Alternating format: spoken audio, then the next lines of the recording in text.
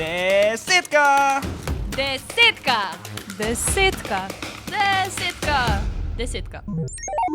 Desetka! Drage poslušalke in poslušalci, spet smo v radijski oddaji Šolskega centra Velenje. V oddaji, kjer je vse mogoče. To je naša šolska desetka. Z vami bomo, kot že veste, Gabr Čuješ in Ana Repas, dijaka elektro- in računalniške šole.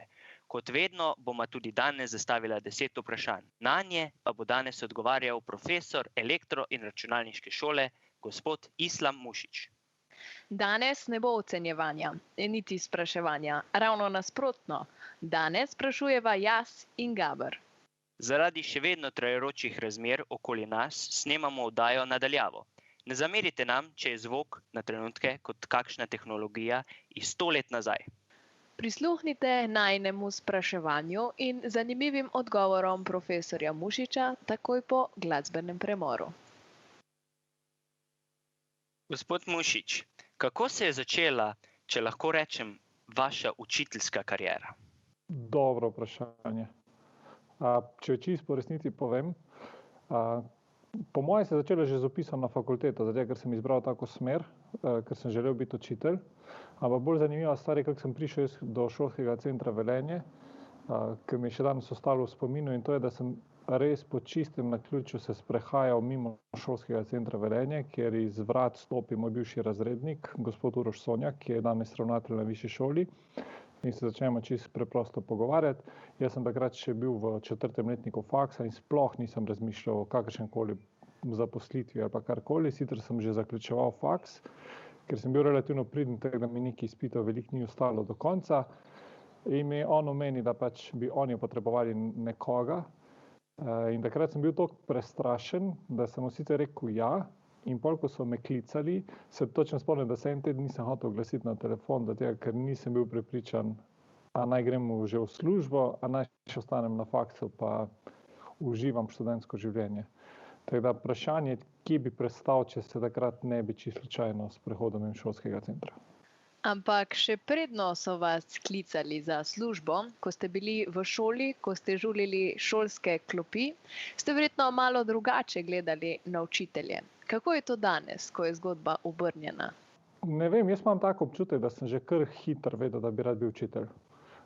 Tudi takrat na učitelje, ne vem, mogoče sem že takrat malo gledal z njih na kolegialnost, pa so mi bili v redu. Seveda so ti bili eni učitelji bolj priljubljeni kot drugi. Mogoče sem tudi svoj stil poučevanja zgledoval se po tistim, ki so bili meni bolj priljubljeni. Ampak da bi zdaj, bom rekel, jaz bil do učiteljev kak trn v peti, ali kakorkoli bi zdaj temu rekel, po moje ne. Sem že takrat gojil neko spoštovanje. No. In to spoštovanje ohranjate tudi sedaj. Kaj pa je tisti izziv, zaradi česa ostajate učitelj in se ne odločite za kakšno drugo pot? Saj vem, da se bo smišljalo malo smešno, ampak če si učitelj in če se znaš povezati z svojimi, v tem primeru dijaki, jaz imam občutek, da ostajam večno mlad. Se mi zdi, da sem kar v stiku, da vem, kaj se dogaja, in bom rekel tako, vem, da se malo smešno sliši, ampak ko sem jaz z vami v razredu, se ne počutim kaj dosti starejši od vas. In se mi zdi, da se lahko na tak način povežem z vami, veliko presmejim.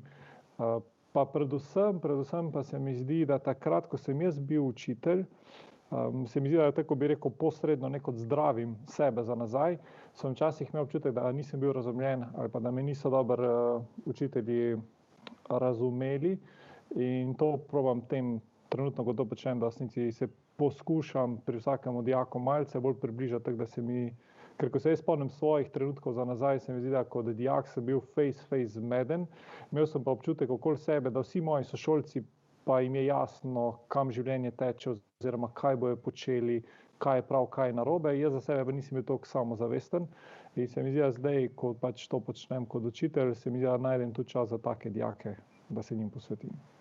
Prej ste omenili, da ste se sprehodili mimo Šolskega centra Velenje. Tudi sami ste obiskovali prav Šolski center Velenje in elektro- in računalniško šolo. Je to res? Ja. No, in tehnologija je od takrat napredovala. Kako pa se spomnite tistih časov v računalniškem laboratoriju oziroma nasploh dni na šoli? Ok, ful dobro vprašanje. Jaz se spomnim 5. nadstropja na elektroračunalniški šoli in pač tisti, ki je kdaj obiskoval, ve, da ko prideš gor na nadstropje, je po tleh parket.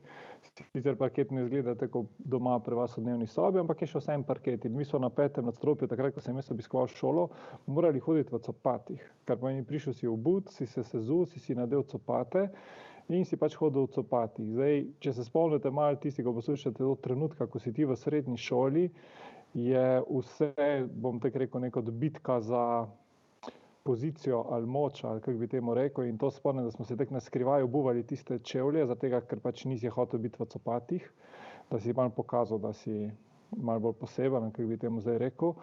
Računalniški laboratorij, cel prvi letnik elektro in računalniške šole sem bil na smeri tehnik, takrat sem imel računalniški tehnik, jaz nisem videl računalnika, pač v šoli ne. V programiranju smo se učili na list papirja in imela nas je gospa Pačnik in to je bilo pa zanimivo obdobje, da bi zdaj rekel, da sem se zdaj kaj manj naučil, definitivno ne. Bom rekel, drill je bil tam na vrstu, ko smo prišli pa do laboratorijev, pa to pa ne bom tudi nikoli pozabil, gospa Pačnikova je stala pred vrati, mi smo hodili v laboratorij en po eden, pri čemer je vsak moral gospe pokazati svoje roke, da jih nima slučajno umazanih, da ne bi umazal tipkovnice.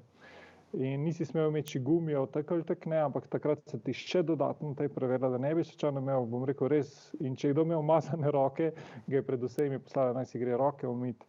In vem, da se je sprehajala po laboratoriju in če nekdo preglasno tipkal po tipkovnici, ga je prišla opozoriti, da pač to ni pisalni stroj, najbolj nežna tipka, kar pomeni skrb za opremo je bila takrat res na nekem visokem nivoju. Tudi nismo imeli niti projektorja v učilnici, kar pomeni, da se je to, kar je gospa pisala na svoj računalnik, se nam je preko 4 televizorjev, ki so bili v učilnici, prikazovalo.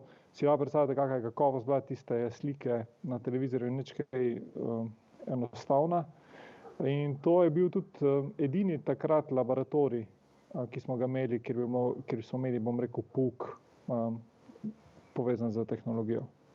Sedaj pa se iz 5. nadstropja elektro- in računalniške šole v copatih selimo k glasbenemu premoru.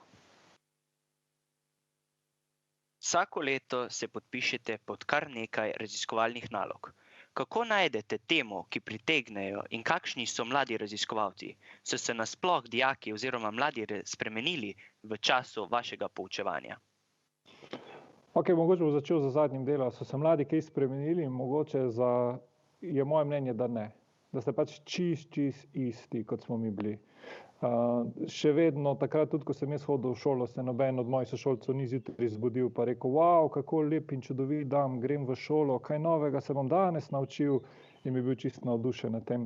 Še vedno smo jamrali, še vedno smo tudi mi prepisovali kako stvar, kako nalogo nismo naredili. Kar se tega tiče, se mi, da so mladi čisto isto ostali. Kaj se je pa bistveno spremenilo, pa mogoče tudi navezava na naslednje vprašanje, je pa ta odnos. Se mi zdi, da danes mladi dosti lažje, bom rekel, to je in vaša zasluga in mogoče tudi naša zasluga učiteljev, se dosti lažje povežete z učiteljem. Da bi, bom rekel, jaz imel take sproščene pogovore, kot jih jaz včasih opravim z dijakom v razredu, pa verjamem, da to pravite tudi pri katerem drugem profesorju, tega pač mi nismo bili deležni. Se mi zdi, da smo bili na enem nivoju, smo bili mi dijaki, na drugem nivoju so bili naši učitelji in te neke pristnosti, povezave takrat ni bilo. Vi sami pa se veliko tudi ukvarjate z idejami in rešitvami. Aktivni ste v Saša inkubatorju. Kaj počnete tam in kakšen je tam način dela? V Saša inkubatorju je seveda stvar tudi popolnoma drugačna kot pa v pouku ali pa karkoli s tem. Tam je predvsem pač podjetništvo in predvsem, kaj mi je najbolj všeč pri podjetništvu ali pa pri start-up načinu razmišljanja ali pa pri start-up svetu, je predvsem, da se nihče ne ukvarja z problemi, ampak se vsi ukvarjajo z rešitvami. No, tudi v trenutnih razmerah ne smemo razmišljati o problemih, temveč o rešitvah. Gospod Mušič, kako vi vidite trenutno delo na daljavo in kako poteka vaša ura na daljavo? Okay. Tu bi rad izpostavil eno stvar, da jaz lahko govorim samo za sebe, ker morate razumeti, da jaz učim predvsem na srednji šoli tehnike računalništva 3. in 4. letnik, na višji šoli v Velenju pa učim študente informatike, kar pomeni, da je sedenje pred računalnikom, urejanje raznih aplikacij, da si delo nadaljavo olajšajo, bom rekel, je za moje študente in dijake nekaj čisto normalna ali pa običajna stvar. Tako da bi zdaj s tem jaz in z moje strani, pač konkretno za moj pouk, jaz zelo rad povem na glas, da je pač ni niti 1 ura odpadla. Dijaki so tako hitro prigrabili, tudi študenti, uporabljamo orodja, videokonference, deljenje na mizi, jaz jim pokažem, predavanja se snemajo, kar pomeni, da lahko v vsakem trenutku kdorkoli, če je zamudil ali pa ni utegnil, si lahko za nazaj pogleda.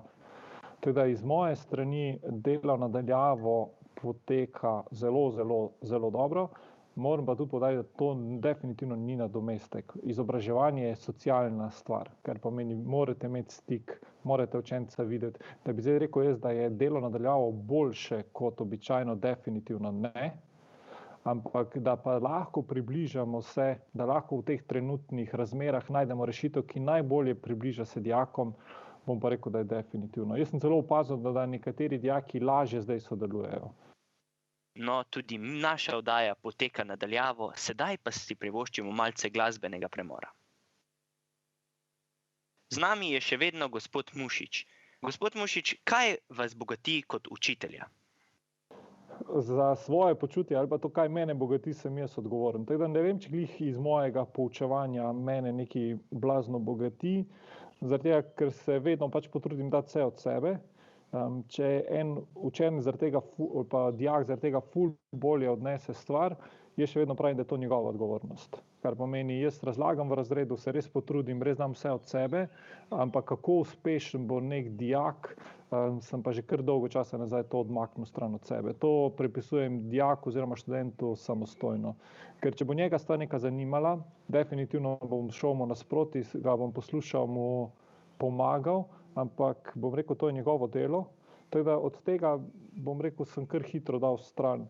Mogoče, kaj mi še vedno predstavlja veselje, mi je recimo dejstvo, da kljub, pa ne bom zdaj govoril, koliko let že imam delovne dobe kot učitelj, se mi še ni zgodil ponedeljek, ker bi jaz rekel, ponedeljek je, moram iti v službo, ker mi je stvar, ko jaz stopim v razred k dijakom ali pa študentom, mi je pač, bom rekel, tako riba v vodi. Tam se jaz fajn počutim, tako sem rekel, vaši nasmejani obrazi, da lahko klepetamo, pa po drugi strani pa tudi, bom rekel, vas naučim neko stvar, ki vam bo pol koristna za celo življenje, sploh če boste ostali v tem poklicu.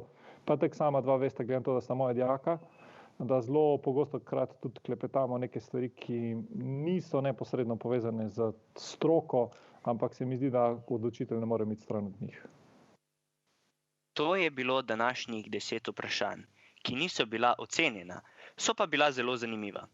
Da slišimo, kako poteka poučevanje na naši elektro- in računalniški šoli. Bodite z nama zopet naslednjič, ko bo z nama nekdo drug. Do takrat pa se poslušajmo na Radio Velenje vsak torek in petek ob 18. uri. Desetka! Desetka! Desetka! Desetka! Desetka!